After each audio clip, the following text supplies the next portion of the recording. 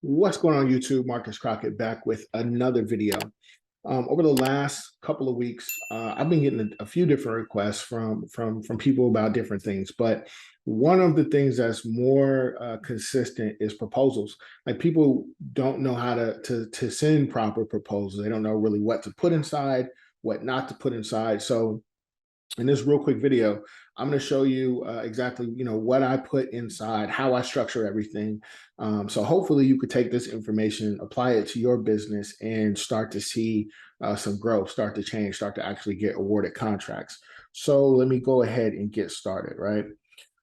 So first and foremost, like when you send off these proposals, the very first thing that should be on the proposal, the very first thing that the client should see is actually your name or logo at the top, right? And underneath that, it's going to be a section here. It says prepared, proposal prepared for, and then it's going to be their name and their logo, right? This is the very first thing that they're going to see. Now, before I move on, like I have to I have to emphasize the importance of the walkthrough before you even get to the point where you can do the proposal. Because if you go to the walkthrough and you're not really paying attention, it doesn't really matter what you put inside of the proposal. 9 times out of 10, you're not going to get the account because what goes inside of the scope of work are the things that was talked about during the walkthrough. These are all of the things, these are your customers' needs, wants, and concerns. And it's your job to be in position to put those things in the right format within the scope of work, so that the customer, once they see this, they're going to automatically know, like, okay, this person was listening to me. I feel like my voice is being heard, right? So you definitely want to make sure that you're listening to them, and that you're able to show them through the scope of work that you have listened. Because if you don't get that part right, if you don't get the walkthrough right, nothing else matters, right? So I just want you to be mindful of that as we go on. So with this particular customer, this was one that we were going to do once a week. I want to say this is a once a week account, and we actually, this one is still out. I just sent this one off like 2 days ago, so it's still out. We haven't gotten it yet, but with the same format, I've won plenty of accounts, right? Over and over. It's just same, it's plug and play, right? So with that said, let's go ahead and hop into the scope of work. Now, first and foremost, like one of the things, I mean, obviously you have to put the scope of work at the top, and then you want to make sure that there's a key here. Now, I put this key here because it's easy to understand, it's easy to digest. And when the customer sees these D's and the M's right next to daily and monthly, and they scroll through the scope of work, they're going to know when to expect what, right? So D obviously for daily, M is for monthly, and within the lobby, right? Every single time we go into this account, we're making sure that we're taking out the trash and that we're replacing the liners. Now, to some people, you may say, okay, well, that's obvious. Yeah, we're going to take out the trash and replace the liners. Well, sometimes what people do, and with this particular customer, is it's not so much taking out the trash, because that's common, but it's replacing the liners, right? And what would happen is the existing company would go, they would take out the trash, but they would turn it over and dump it into a big bag and then put it back. Well, the problem with that is that there's gum still on the liner, there's coffee or whatever it was, and it was attracting, fruit flies and different insects. And this was one of their big concerns. So that's the reason why I make sure that we put, replace the liner. And even though like replacing the liner, it sounds so simple, it sounds so obvious, but you got to understand that when cleaners go in, a lot of the times they're trying to get in and they're trying to get out and be as efficient as possible. And sometimes, depending on if they didn't bid the account correctly, they try to cut corners and not taking out the trash bag and getting a new one and tying it on and putting it on properly. That's a corner that they cut, and that alone right there is what cost them this account. Whether we get it or someone else get it, this is one of the things that cost them. So we want to remove trash from the trash bins and replace the liners. Now, excuse me. Now, vacuum and mop if applicable. So this is a plug and play thing, right? It's just plug and play. We're listening to them.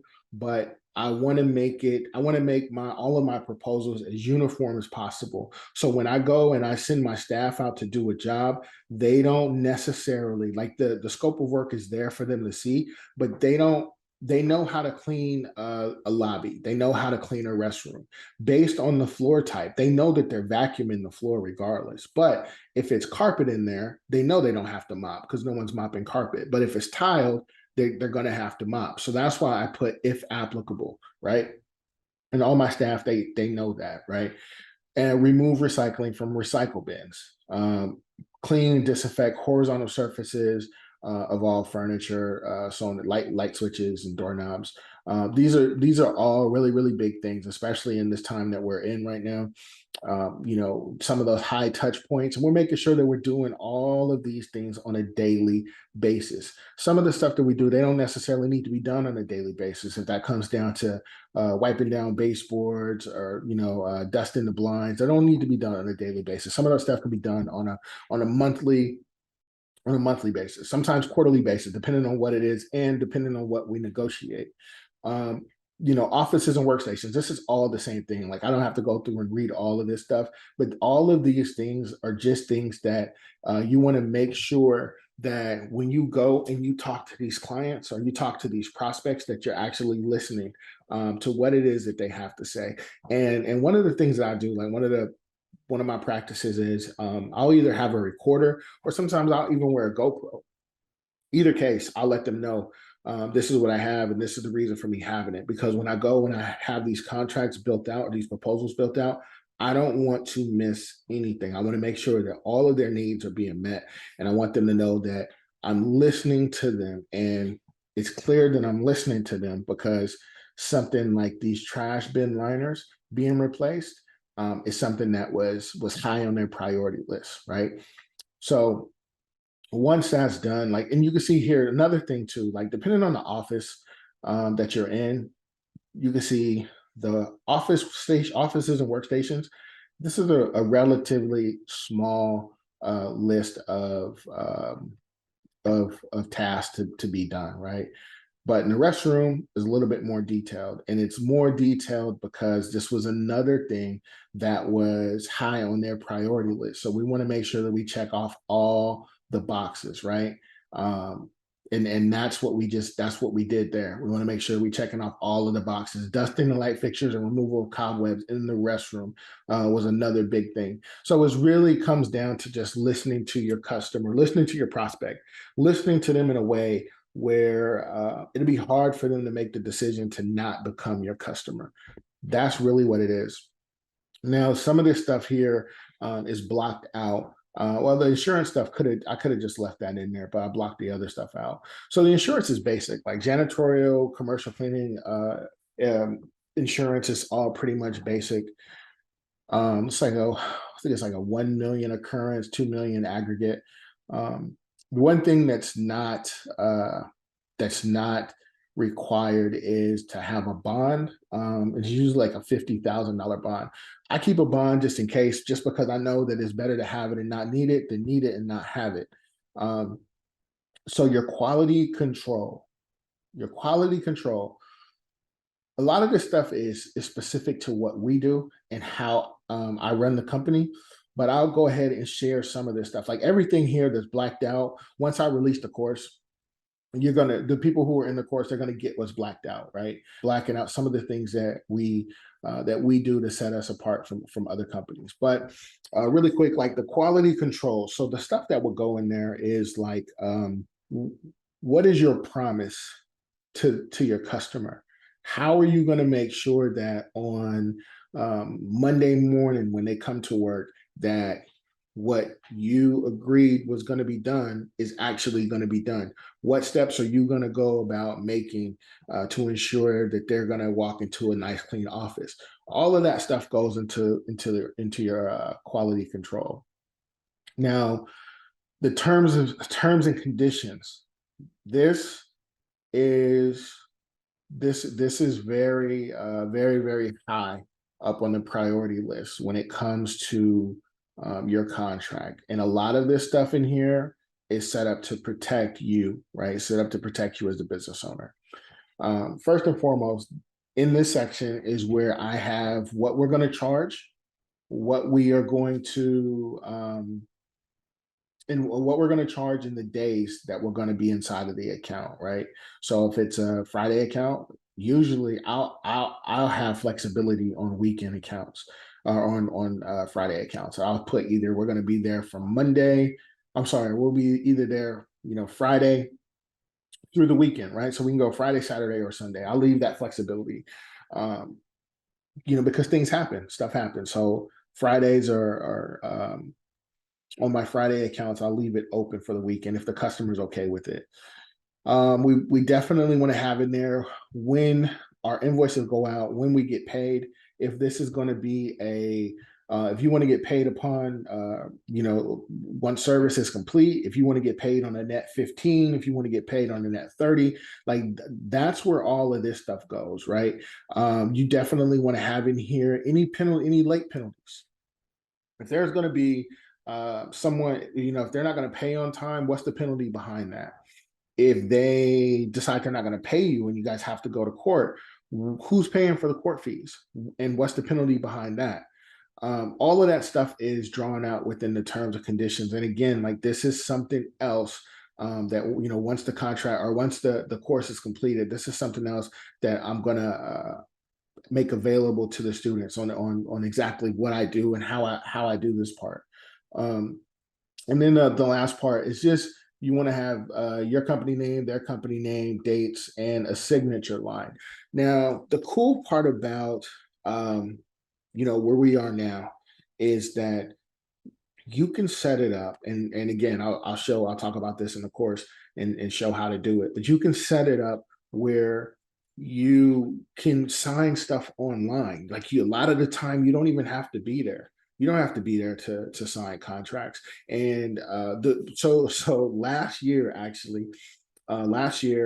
I'm in Vegas and I'm on my way to it's the morning of the Raiders game, and I'm laying in bed and I get a notification on my phone, and I open it up, and a customer had just signed a contract, right? So that was one of the cool things that I didn't physically have to be in front of him to receive this contract, and I signed it, and then boom, we're done, right? We went ahead and went on and enjoyed the rest of that vacation.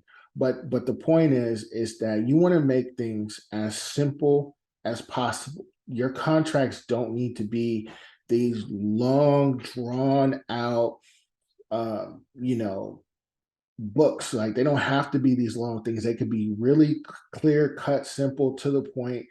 This contract is not very long. This is our name. This is their name. This is the work we're going to do, right? This is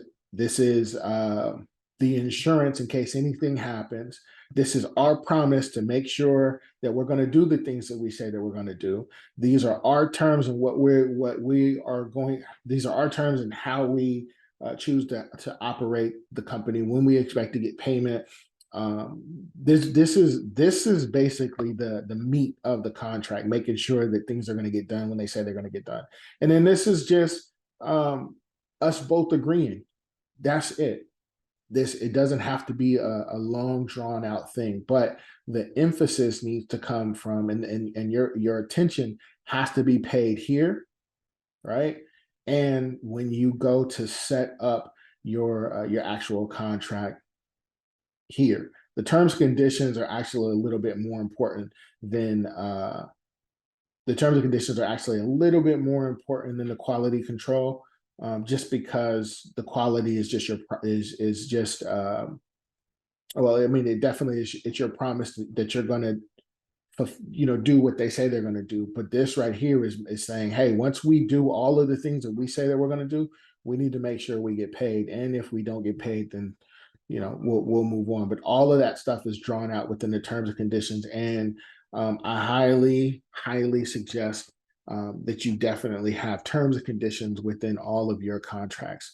But this was just a really quick video that I just wanted to go ahead and put together for people to go ahead and use, right? So you can take this information, tailor the contracts that you have or don't have, build build on the ones that you do have, and go out there and just get more contracts. Go out there and win, right?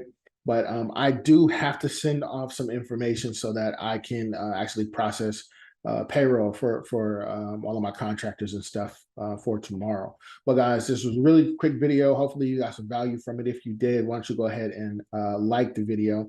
But guys, like I say, I'm always dropping jewels. You just got to be in a position to pick them up. You do that by liking, commenting, and subscribing. Once again, my name is Marcus Crockett. I will catch you in the next one. Peace.